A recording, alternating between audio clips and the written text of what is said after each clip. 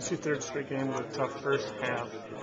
Is it a trend? Is it something that's bugging you?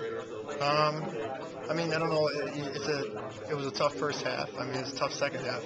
Either way, you got to play through the ups and downs of a game. There's really not many games that are just going to be steadily uphill the whole time. It's going to be up and down, up and down. And if you stay right on that mid-level and you don't go too high or you don't go too low, everything should work out. And I know that that's something that I work on, and I don't really, threw my first pick six. So I mean, and to be able to throw it in a game where you win, I guess that's kind of a good thing.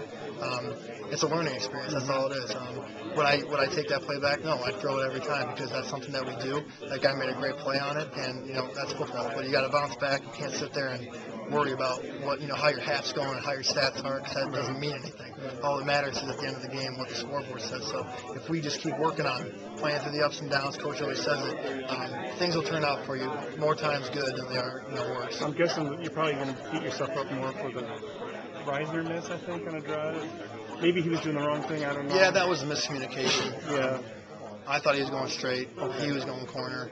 So it's kind of it's like I understand where he's coming from. Right. He understands where I'm coming from. So that's something that you just see in film. You're like, okay, they roll the coverage. Now that's what we do. We correct it on the field, and then it doesn't happen again. And that's what we try to do on Sunday, and then lead that into the week.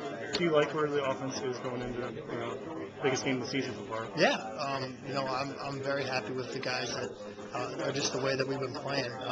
Our practices have been very intense, and that's good because it's hard to come out there on a Tuesday. It's early round, you got to really give 110%, and that's hard to do. But credit our coaches, credit the guys for picking up the intensity, and we go as our O-line goes. They're the heart and soul of our offense, and that's just football. That's the way we play it. So we go as they go, and they've been doing a great job setting tempo, being leaders out there during the week, and then on Saturday of keeping us on an even keel whenever things are going good or bad. What did you see in the Marvin reception, the one that set up a touchdown? That was just a play that we've run before. You were starting to scramble. You said you read it. We got the coverage that we wanted. I thought we were going to be pressured, and we did.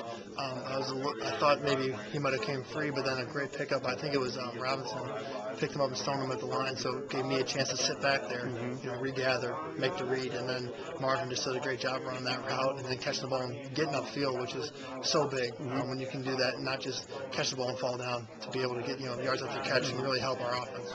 In retrospect, how big was that 3rd and 23? I think it was huge. I think it was a big play, maybe the play of the game for our offense. I mean, it's hard to argue with that. That's just such a big play by such a young guy. To be so heads up with that, to be able to break all his tackles was truly extraordinary. I thought he was down 3 or 4 times, and then he scoots out and he's looking to score. So him being able to do that really swung the momentum for us. What's it say about your offense to take three guys off the field? Brian, Darrell, and Tony, and put up 27. That's just like I said before. I'll say it again. Next man in. That's what we talk about.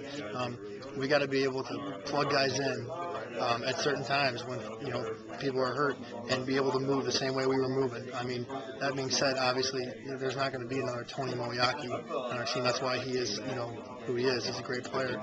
There's not another Brian Balaga, but can we go out there and execute the same? Yeah. It's just our attitude and how we approach the practice week. If you sit there and say, this guy's out, we're not going to win, there's just no point in even playing. So that's why we emphasize the next man in so much during the week and even in camp way before the season even starts. Have you faced a team with more aggressive corners than those guys? I think maybe not, but at the same time, I remember Wisconsin last year had some real good players at corner, and they were real tough. But these guys, they were fast, and they weren't really going to back up. They were going to sit on your routes, and learned that obviously with the pick six, and that was a great play by him. I'd throw it again because that's how my read is supposed to be on that play. I try to throw it a little harder, maybe just to beat him, but that was a great play by him. And they were sitting on a lot of stuff, and they were making it hard to make some completions. But we fought through it. The running game really helped us out, and so did the O-line, just doing a great job of blocking.